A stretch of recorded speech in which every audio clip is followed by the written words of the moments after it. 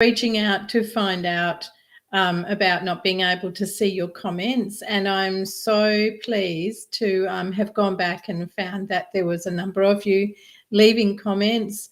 Tanya Dixon, if you happen to come back in, could you put a comment up again, please?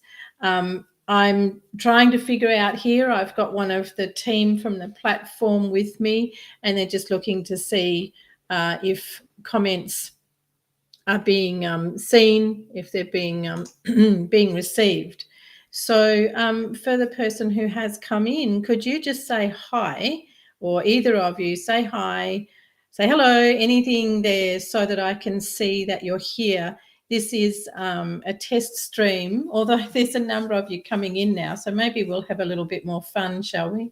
But what I need to know is if you're able to make comments so that I can see them. Liz, hello. Yes, great. Now we've got comments going. Emma Phillips, hello. Thank you for your lovely comments. Why am I back? Because I reached out. Wendy Harvey, hi. Reached out to find out why the chat wasn't working, and they said I had to come back in and do another live on the same channels. So I'm back again. Now that you're here, and I know Liz and Emma watched the previous one that I did, the live, the Transformation and Ever-Changing World. Is there anything that you would like to chat with me about? Is there anything you'd like to share on what I had to say about that? Wendy, I don't know if you were watching. The live that I did was about transformation in an ever-changing world and how we go about transformation, and also about a tremendous conference that I have coming up that is going to go around to the main cities of Australia, is the plan for it. And that is most definitely going to be about transformation in an ever-changing world and giving people back their sense of power, helping them feel empowered, finding the ways to navigate through their wellness, their well-being, going from this noisy thing here into the peace of the heart and peace of the soul. So Emma and Liz, hi Linda Gold, how are you? People will be thinking I'm on Spiritual Events Direct early today, but I'm not. So this is a new platform, everyone, and it shares across all pages, and I'm just hoping that I'm able to see you all from all pages. But if there's anything that Liz, Emma, that you would like to comment on. Oh, yes, you said decisions, Liz. So when you're trying to make decisions, if you are coming from the heart, your heart and your soul actually has the solution. But when you're trying to make decisions, they're all going to come from here. And this is like a plate of spaghetti. It just keeps offering you round the circle, and making a mess. But if you would go into quiet practices of stillness, peace, even sitting in nature, very simple things to do, and ask, show me how I go forward with this. That's your key line. Show me how I go forward with XYZ. And then just sit and wait, but don't wait with this, which means don't wait can't hear anything. Don't really, I don't know. Haven't got an answer. Do I have to knock on this tree? No, it's a case of show me how I go forward and coming from the heart, and then you will get the answers. Trust me, everyone, your heart, your soul has the answers. This does not.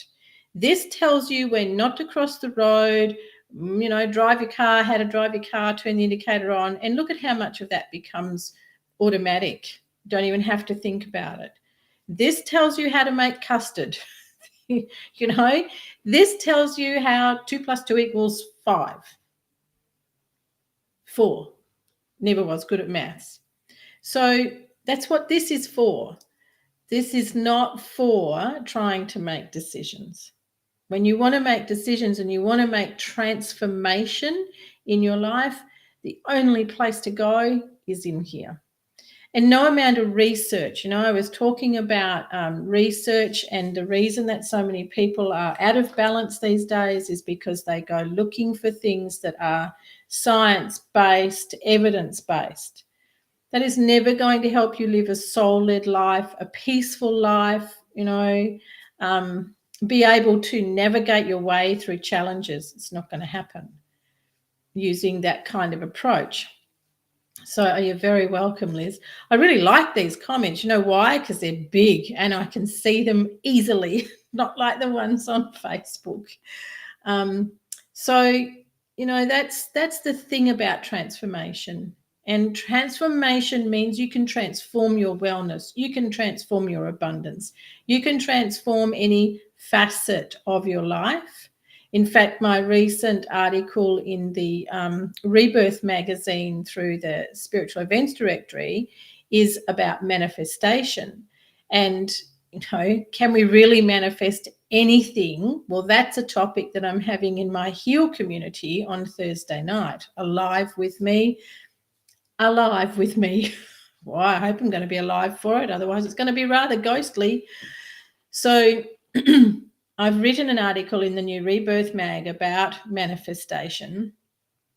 And then this week's topic, because we have a live topic in the H.E.A.L community, which is what I was talking about earlier, every week. And the topic this week is, can we really manifest anything? And, there are loads of books around manifesting. There are loads of books around self-healing. There are loads of books on diets. There are loads of books on mindfulness. But how many of you have got loads of books on all those things and they just gather dust? You might have read them, might not have read them, might have read a couple of chapters. But what happened after that? Typically nothing. Sometimes something for a little while and then nothing. Book gets put away and it gathers dust. So things don't change and we can't do transformation. And that also means we cannot manifest. So putting in the hard yards, and it is hard yards because you have to get past your patterning, your beliefs, your construct, whatever the construct is that's around you from the way that you've been raised, whatever your schooling was even. All of that's got to fall to the side for you to manifest anything. You can manifest a storm if you want to. They've always had rainmakers. The beautiful Indigenous people of the world been able to call in the rain. They don't make them like the government is doing, according to a lot of people. And the government themselves have actually admitted to having a legislation which allows them to make rain bombs. So that's not what the beautiful rain men and medicine men and people as shamans, the real shamans in Indigenous cultures, that's not what they did. They knew how to work with nature, not recreate nature, and that's the difference. Yeah. I bet, Liz. A whole lot of books. Yeah, and then you get them out and think, wow, I forgot I even had this one. Did I read it? Go back through and think, now what could I try today? So, what I was saying earlier is for you to really understand what transformation means for you. What is it about? Where does it fit? Because without really having that nailed, then it's not going to work and your manifestation won't work. All right. So I am going to sign off again, and I thank you so much for coming back. I'm delighted, but now it looks like only one page has been covered. So I'll have to go and have another look at others. But thank you, everyone. Thanks, Liz. Enjoy that clear out. Never know what you're going to find. And I'll see you all again soon. Now to find how to